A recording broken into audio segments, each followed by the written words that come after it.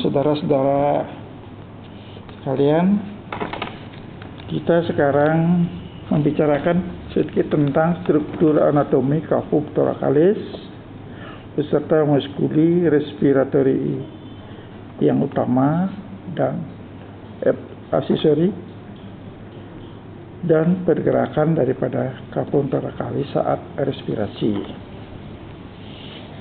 Kafum thoracalis adalah suatu ruangan yang dibatasi oleh dinding torak beserta dengan otot-otot intercostales. Mempunyai batas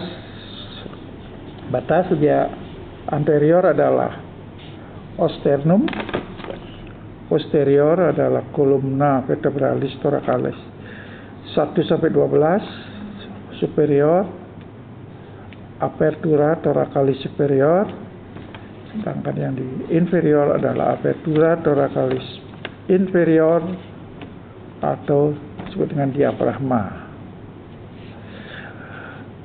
Dan di lateral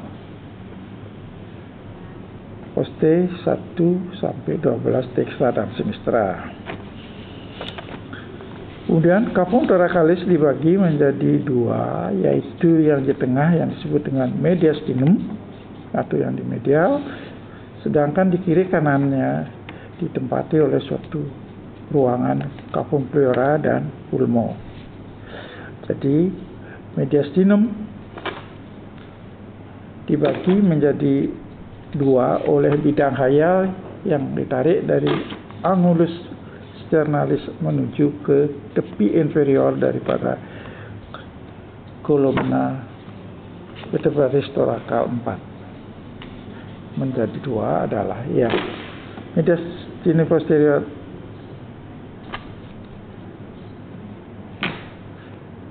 jadi yang inferior dibagi menjadi tiga, yaitu mediastinum anterior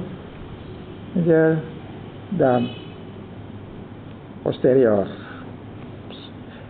sedangkan yang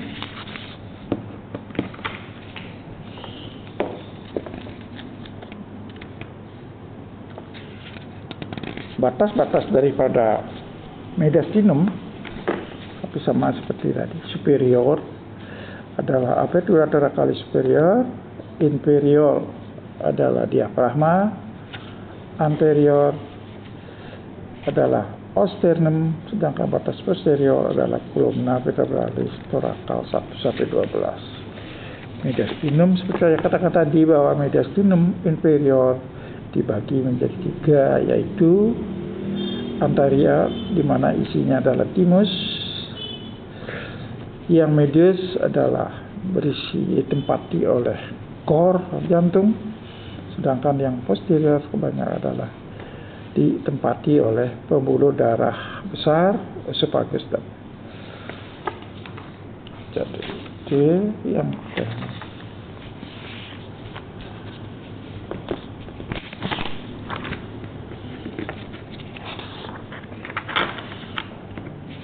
kalau kita lihat keseluruhan mediastinum itu ditempati oleh kalau seluruhnya adalah thymus, jantung, pembuluh darah besar, esophagus, ductus thoracicus, lymphnodi, nervus vagus, nervus phrenicus, dan truncus sympathicus. Saudara, pada saat kita pergerakan respirasi ada yaitu inspirasi dan ekspirasi. Pada saat inspirasi semua itu dilaksanakan oleh otot-otot, jadi muskuli respiratory dan muskuli respiratory aksesori. Jadi muskuli respiratory utama pada saat inspirasi dilaksanakan oleh musculus intercostalis externa yang arahnya dari dorsokranial menuju ventrocaudalis dan diafragma. Jadi pada saat inspirasi yang bekerja yang utama adalah intercostalis externa dan diafragma. Sedangkan pada saat inspirasi yang dalam aksesori itu dilaksanakan atau disertai yang oleh musculus aksesoria, yaitu musculus scalenus, ini ada anterior, medius dan posterior, musculus pectoralis major dan minor, kemudian ada musculus serratus anterior. Sedangkan pada saat ekspirasi yang utama adalah musculus intercostalis interna. Jadi arahnya bersilangan dengan arah dari musculus intercostalis externa. Sedangkan pada saat ekspirasi yang sangat berat, yaitu pada saat asma, penyakit asma, makanya untuk mengeluarkan nafasnya begitu susahnya, makanya perlu dibantu oleh otot-otot aksesorianya, yaitu musculus recto-abdominalis, musculus obliquus abdominis externa, dan musculus quadratus lumborum.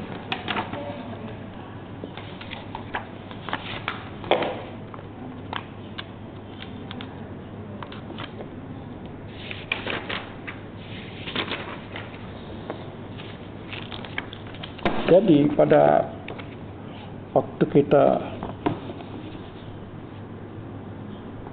pada saat respirasi, maka terjadi suatu pergerakan diafragma, di mana diafragma pada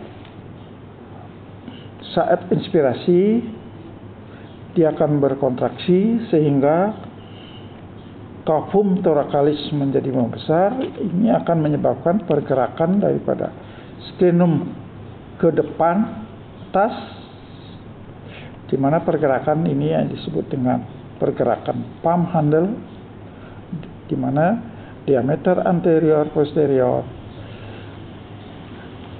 memanjang dan pergerakan coste, yaitu pergerakan yang disebut dengan pergerakan pocket handle, yang dimana diameter transversal daripada kafum thoracalis ini akan memanjang. Jadi pada pernapasan atau respirasi, jadi yang memegang peranan penting adalah diafragma. Jadi kalau kita yaitu diafragma adalah merupakan suatu otot pernapas yang sangat penting, tapi tidak esensial. Jadi diafragma ini adalah membagi kafum thoracalis dengan kafum abdominalis. Jadi diafragma ini akan dibagi menjadi dua, yaitu pars muscularis dan centrum tendinium. Jadi origo daripada pars muscularis ini pada sternum dan permukaan dalam coste, sedangkan insirsio daripada pars muscularis yaitu pars sternalis, pars costalis dan pars lumbalis pada centrum tendinium. Pada saat diafragma berkontraksi, centrum tendinium turun 1,5 cm, pada kafum thoracalis membesar, dan core atau jantung akan turun sedikit, jadi tidak terpengaruh terhadap pembesaran daripada kafum thoracis.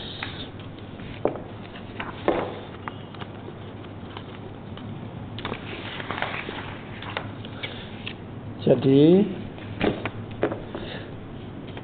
Kita lanjutkan dengan vaskularisasi dan inervasi daripada muskulus yang membantu di dalam pernapasan, yaitu musculus intercostalis, di mana akan dilayani oleh arteri vena nervus intercostalis, di mana terletak pada sulcus costalis, sehingga dengan dia menempati sulcus intercostalis, sulcus costalis pada koste, maka arteri vena dan nervus intercostalis terlindung daripada pada saat kita akan mengadakan fungsi daripada cairan pleura, sehingga pada sela iga atau pada saat kita akan melakukan fungsi, maka kita harus meraba tepi atas daripada kosta bagian atas. Kemudian kita agak ke superior sedikit ke atas untuk mencoblos, sehingga arteri vena dan nervus intercostalis akan luput daripada tusukan jarum daripada saat kita mengadakan fungsi. Jadi itu. Kemudian diafragma akan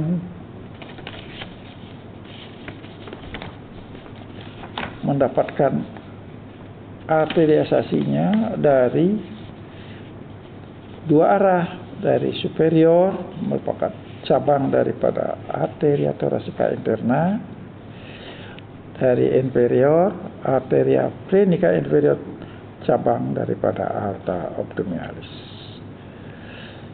Sedangkan inervasinya daripada diafragma adalah nervus phrenicus.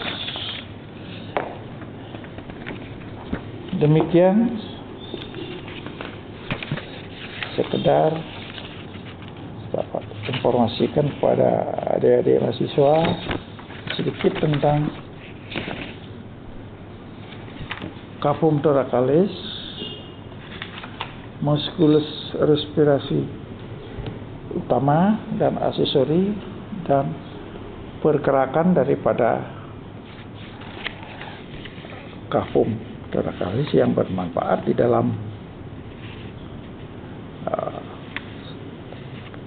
pernapasan kita pada waktu inspirasi maupun pada waktu ekspirasi.